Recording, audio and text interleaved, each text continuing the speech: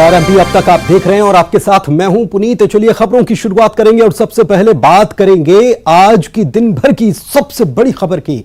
मध्य प्रदेश विधानसभा चुनाव से जुड़ी हुई ये बड़ी खबर है।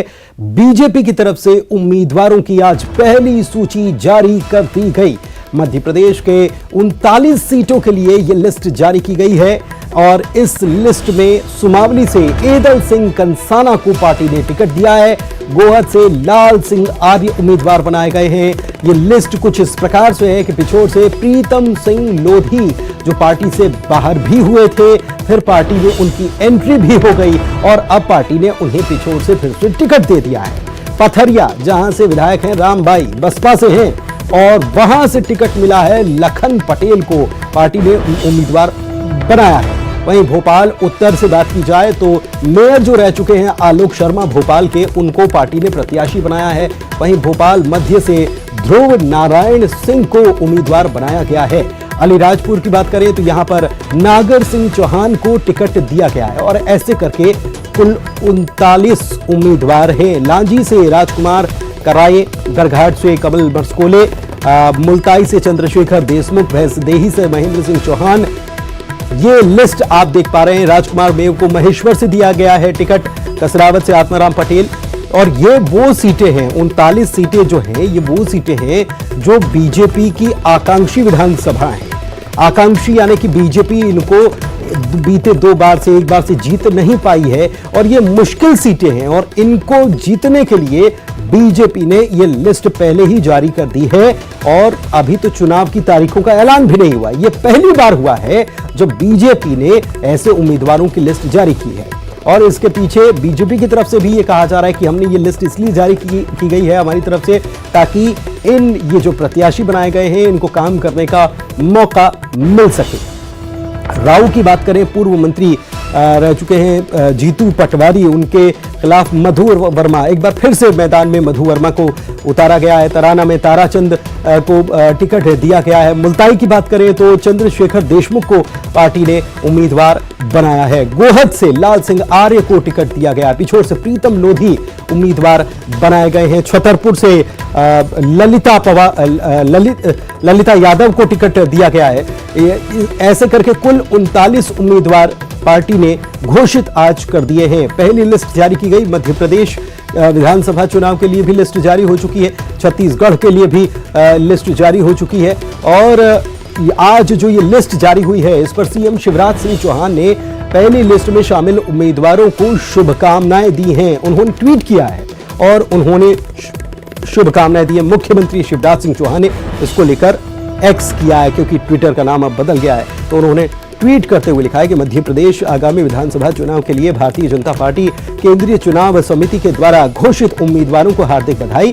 पार्टी ने जो विश्वास आप सभी पर जताया है उससे पूर्ण कर आप विजयी हो, यही शुभकामनाएं।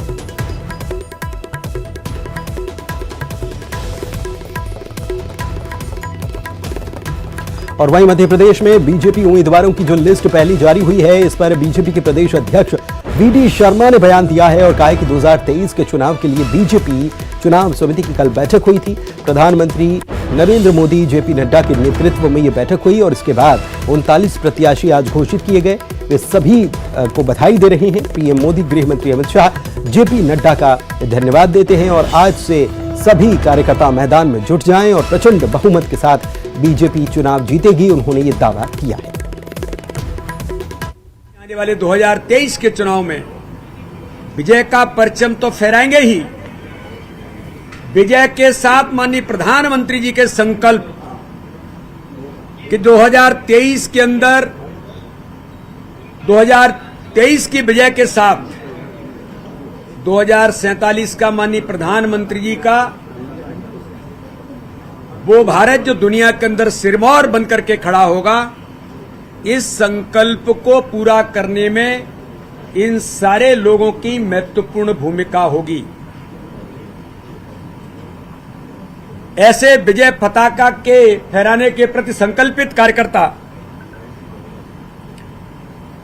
माननीय प्रधानमंत्री नरेंद्र मोदी जी ने, माननीय राष्ट्रीय अध्यक्ष जेपी नड्डा जी ने जिनका चयन किया है, ये सब कार्यकर्ता आज से मैदान में पहले जुटे थे, आज से मैदान में जुट गए हैं और सब मिलकर के आगामी आने वाले समय में 2023 का जो चुनाव है वो प्रचंड बहुमत के साथ भारतीय जनता पार्टी विजय का परचम फहराएगी। और वहीं विधानसभा चुनाव के लिए टिकट घोषित होने पर उम्मीदवारों ने खुशी जताई और चुनाव में जीत का दावा भी किया। इस बार पुराना भोपाल से भारतीय जनता पार्टी का कमल का फूल खिलेगा। भारतीय जनता पार्टी ने मेरे जैसे एक छोटे से कार्यकर्ताओं पे पुनः विश्वास व्यक्त किया है।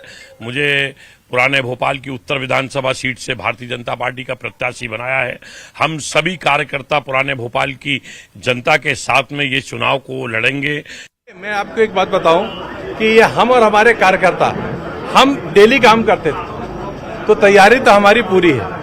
अब प्लान करने की बात है, क्योंकि पार्टी ने काम सौंप दिया है तो हम सब मिलकर इसको प्लान करेंगे। हमारे पास इनफ टाइम है तो हम इसको अच्छे से प्लान करके इसको अंजाम देंगे। 2018 में कांग्रेस सर इस सीट से जीती थी चुनाव। हाँ, वो एक दुर्भाग्यपूर्ण घटना थी और उसी को तो सुधारना है इस बार। और इधर छतरपुर विधानसभा से टिकट मिलने के बाद बीजेपी प्रत्याशी ललिता यादव ने प्रधानमंत्री समेत राष्ट्रीय अध्यक्ष और बीजेपी प्रदेश अध्यक्ष के साथ मध्य प्रदेश के मुख्यमंत्री का आभार जताया है और कहा है कि पार्टी ने उन पर जो भरोसा किया है उस पर वो खरी उतरकर चुनाव भी जीत कर आएंगी। जैसा कि चुनाव समिति के हमारे पूरे मध्य प्रदेश के प्रभारी आदरणीय भूपेंद्र सिंह यादव जी ने और पूरी टीम ने मुझ पर जो भरोसा किया है, छतरपुर विधानसभा से मुझे प्रत्याशी बनाया है, मैं उनको प्रणाम करती हूं और मैं आश्वासन देना चाहूँगी, आपने जो विश्वास किया है, मेरे ऊपर भरोसा किया है, मैं खरी उतरूंगी और छतरपुर से मैं एक सेवक के रूप में छतरपुर विधानसभा का चुनाव जीत करके आऊँगी। छतरपुर की विधानसभा के हमारे मतदाता भाइयों पर, हमारे देवतुल्य हमारे कार्यकर्ताओं पर हमें पूरा भरोसा है। वासु चौरे भोपाल से हमारे संवाददाता हमारे साथ लाइव जुड़े हुए हैं, सीधे उन्हीं के पास चलते हैं और उनसे इस पूरे मामले में जानकारी लेते हैं। वासु, अभी तक तो चुनाव की तारीखों के ऐलान का इंतजार हो रहा था, बैठकों पर बैठकें चल रही थी, लेकिन आज जैसे ही बीजेपी की तरफ से नामों का ऐलान हुआ है, पूरा प्रदेश चुनावी मोड में आ गया है, इतना तो तय है। कांग्रेस की तरफ से क्या प्रतिक्रिया निकलकर सामने आई है, बीजेपी की तरफ से कितनी तैयारी अब शुरू हो गई है? निश्चित तौर पर देखिए, मध्य प्रदेश में चुनावी बिगुल बज चुका है और बीजेपी ने पहली जो चुनावी प्रत्याशियों की जो पहली सूची है वो जारी कर दी है।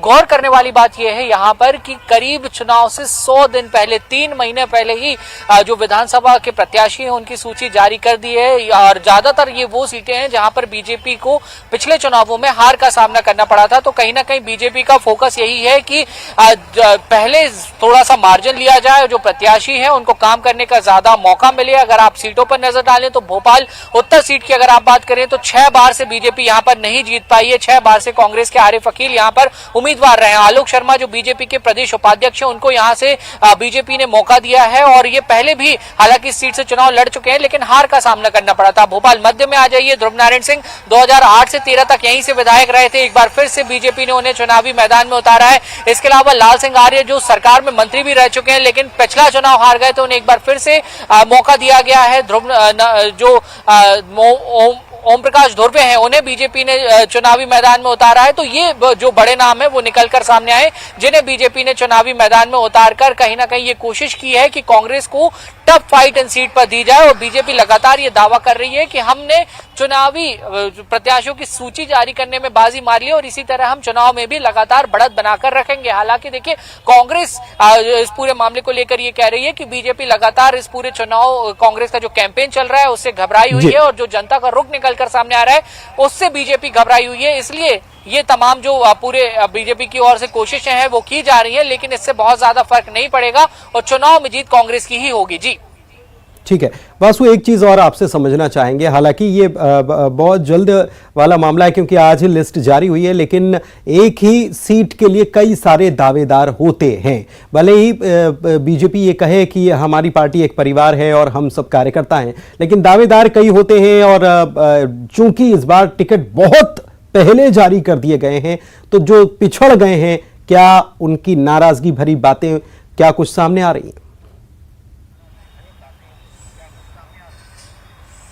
बिल्कुल, देखिए अक्सर ऐसा होता है जब विधानसभा की सूची जारी होती है, प्रत्याशियों की सूची जारी होती है, तो वहां पर कई तरीके के जो विरोध के स्वर हैं वो भी उठते हुए दिखाई देते हैं। लेकिन इन जो 39 सीटों की सूची जारी हुई है, सूची जारी हुए करीब 3 से 4 घंटे का समय भी हो चुका है, अब तक कहीं से भी किसी तरीके के कोई विरोध के स्वर सामने नहीं आए हैं। और इनमें से ज्यादातर सीटों पर यह माना जा रहा था कि बीजेपी पहले ही सिंगल नाम का पैनल जो है वो तय कर चुकी थी, और ये जो तमाम प्रत्याशी जिनके आज नाम जारी हुए हैं, चाहे आलोक शर्मा हो, ध्रुव नारायण सिंह हो या फिर दूसरे प्रत्याशी हो, ये लगातार अपने क्षेत्रों में सक्रिय थे। यानी कि इससे ये भी माना जा सकता है कि पहले ही इन लोगों को हिंट कर दिया गया था कि अब आपको चुनाव लड़ना है और आप अपनी सक्रियता के साथ तैयारियों को शुरू कर दें। आपको ध्यान होगा बीजेपी ने ABCD 4 कैटेगरीज में विधानसभाओं को बांटा है और उसी के हिसाब से बीजेपी जो टिकट डिस्ट्रीब्यूशन करने का काम है वो कर रही है। लेकिन हाँ, विरोध की किसी भी तरीके की गुंजाइश से इनकार नहीं किया जा सकता, क्योंकि राजनीति है, राजनीति में सब कुछ होना संभव है। बहरहाल देखना होगा कि अगर इस तरीके के कुछ स्वर दिखाई देते हैं या कुछ विरोध सामने आते हैं तो उसे बीजेपी की जो आला कमान है, बीजेपी की जो स्टेट बॉडी और नेशनल बॉडी है, वो किस तरीके से हैंडल करती है, किस तरीके से हैंडल करती है, ये बिल्कुल देखना होगा। क्योंकि आज नामों का ऐलान हुआ है और इसके बाद क्या होने वाला है, इसके बाद ऐसा नहीं है कि कुछ वक्त अभी बाकी है या दूसरी लिस्ट आएगी उसके बाद क्या कुछ होने वाला है। इधर चुनाव चूंकि सामने है तो नेता भी जुटे हुए हैं, पूरी तैयारी कर रहे हैं। अब बैठक ही ले लीजिए, बैठक होने वाली विधानसभा चुनाव के लिए पूरी ताकत बीजेपी चूंकि झोंकी हुई है, तो इसी क्रम में अब केंद्रीय गृह मंत्री अमित शाह 20 अगस्त को फिर से MP के दौरे पर आने वाले हैं।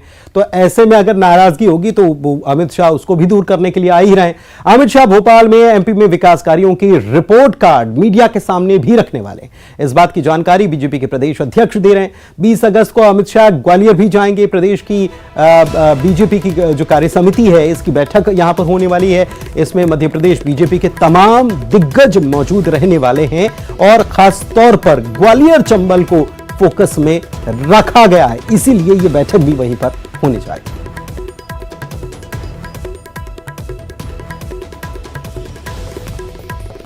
में जो काम किया है उन सारे मुद्दों पर माननीय गृह मंत्री जी उस रिपोर्ट कार्ड के अंदर उन बातों का मीडिया के सामने वो प्रस्तुतिकरण करेंगे। इस कार्यक्रम के दौरान हमारे प्रदेश के मुख्यमंत्री माननीय शिवराज सिंह चौहान साथ में उनके उपस्थित रहेंगे। इसलिए इस रिपोर्ट कार्ड के माध्यम से मध्य प्रदेश की जनता भारतीय जनता पार्टी की सरकार को माननीय प्रधानमंत्री मोदी जी के नेतृत्व में या हमारे मुख्यमंत्री शिवराज सिंह चौहान के नेतृत्व में जो सरकारों ने काम किया है, और इसलिए हमने कहा विकास और गरीब कल्याण यही है भारतीय जनता पार्टी। तो रिपोर्ट कार्ड बताने वाले हैं अमित शाह। इधर दिल्ली से बड़ी खबर आपको बता रहे हैं, बड़ी खबर कांग्रेस से जुड़ी हुई है और बेहद बड़ी खबर है, अहम खबर है। जब प्रदेश चुनाव के मुहाने पर खड़ा है, ऐसे में जेपी अग्रवाल MP प्रभारी पद से हटा दिए गए हैं और रणदीप सुरजेवाला को MP का अतिरिक्त प्रभार दे दिया गया है। यह एक बड़ी खबर, आज का एक बड़ा अपडेट। बीजेपी की तरफ से आज एक तरफ लिस्ट जारी की गई और चुनाव की तैयारी में जुट जाने की बात कही गई, दूसरी तरफ चुनाव को देखते हुए ही चुनाव की जब मुहाने पर खड़ा हुआ है प्रदेश, तब मध्य प्रदेश जो प्रभारी हैं कांग्रेस के, उनको जेपी अग्रवाल को MP प्रभारी पद से हटाते हुए रणदीप सुरजेवाला को MP का अतिरिक्त प्रभार सौंप दिया गया है। चलिए बढ़ते हैं आगे। विदिशा के कुरवाई में CM शिवराज सिंह चौहान आज मौजूद थे। जनदर्शन अभियान के तहत रोड शो किया और 308 करोड़ रुपए के विकास कार्यों का लोकार्पण शिलान्यास किया। संबोधन के दौरान उन्होंने कहा कि लाडली लक्ष्मी और लाडली बहना योजना सामाजिक परिवर्तन की क्रांति है। इसके साथ ही उन्होंने कहा कि बहनों के साथ वो राखी का त्योहार मनाएंगे।